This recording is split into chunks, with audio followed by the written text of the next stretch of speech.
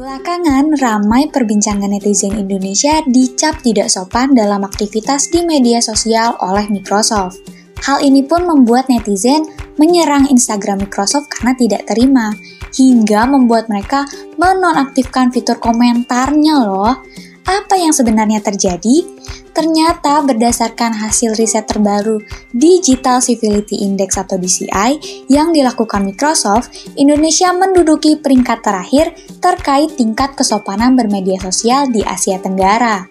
Bahkan dalam riset ini, poinnya turun sebanyak 8 poin hingga menjadi 76 poin. Penilaian ini membuat Indonesia dicap sebagai negara dengan tingkat kesopanan bermedia sosial terburuk di Asia Tenggara. Penggunaan media sosial di Indonesia memenuhi kolom komentar Instagram Microsoft sebagai bentuk protes. Komentar yang diberikan banyak juga yang menjurus unsur ujaran kebencian. Nah, supaya terhindar dari perilaku tersebut, maka dari itu kita harus membentengi diri kita dengan pengetahuan. Salah satu pengetahuan yang wajib kita miliki adalah literasi digital. Apa itu literasi digital? Untuk itu, mari kita sama-sama bahas dalam video pembelajaran kali ini.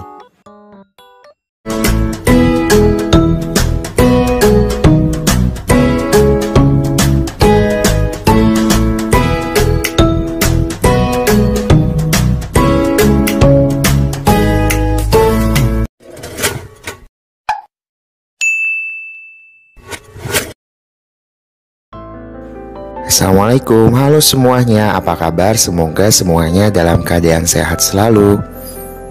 Di dalam video pembelajaran kali ini, kita akan sama-sama membahas materi PPKN kelas 8 Kurikulum Merdeka bab ke-6 tentang literasi digital dalam kebinekaan bangsa. Di dalam materi bab ke-6 ini dibagi menjadi 3 submateri. Yang pertama, merawat kebinekaan bangsa melalui literasi digital. Yang kedua, etika berinternet atau netiquette. Dan yang ketiga, literasi digital untuk kemajuan bangsa. Materi pertama adalah merawat kebinekaan bangsa melalui literasi digital. Mengapa literasi digital diperlukan untuk menjaga kebinekaan?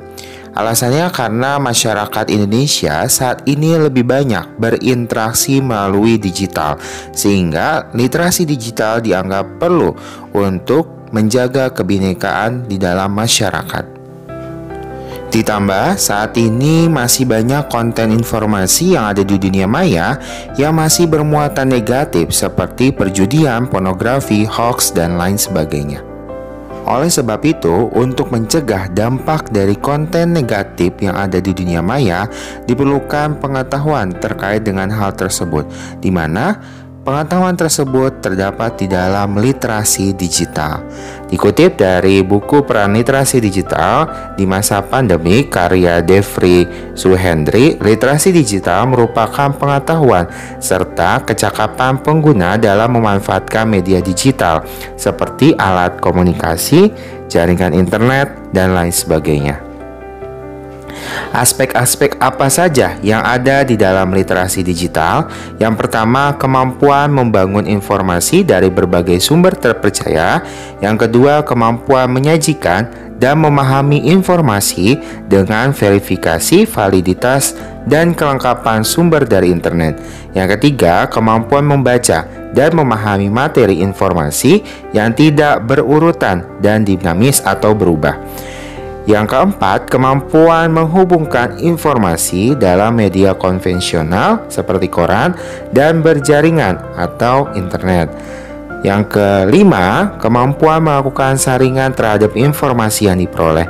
Dan yang terakhir, kemampuan mengomunikasikan dan mempublikasikan informasi. Selanjutnya adalah pendekatan literasi digital, di mana literasi digital bisa didapatkan melalui 2 pendekatan. Yang pertama ada pendidikan formal, yang mana bisa didapatkan melalui pendidikan di sekolah. Bisa melalui pelajaran TIK atau informatika, bahasa, ataupun pelajaran PKN. Adapun pendekatan yang kedua yaitu pendidikan non-formal, di mana literasi digital juga bisa didapatkan pengetahuan literasi digital tersebut melalui kegiatan-kegiatan yang ada di masyarakat, baik yang ada di dalam sosial media ataupun kita membaca dari referensi-referensi yang ada di internet ataupun referensi yang ada di buku.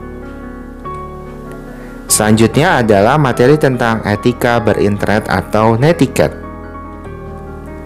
Kegaduhan dan keributan di dunia maya seperti data di samping sangat berpotensi merusak keberagaman di Indonesia.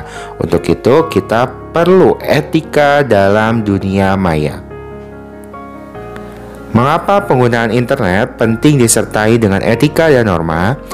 Etika dan norma ini berfungsi sebagai penyelamat kita untuk tidak terjerumus dalam permasalahan yang akan ditimbulkan di dunia maya secara tidak kita sadari. Untuk itu terdapat netiquette untuk mencegah hal tersebut.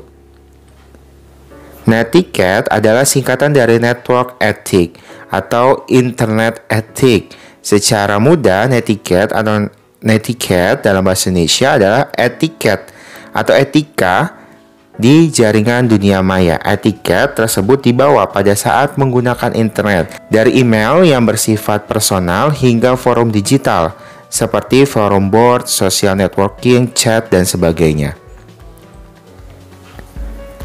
Berikut adalah etika berinternet atau netiquette yang baik dan benar. Yang pertama, jangan membagikan informasi pribadi.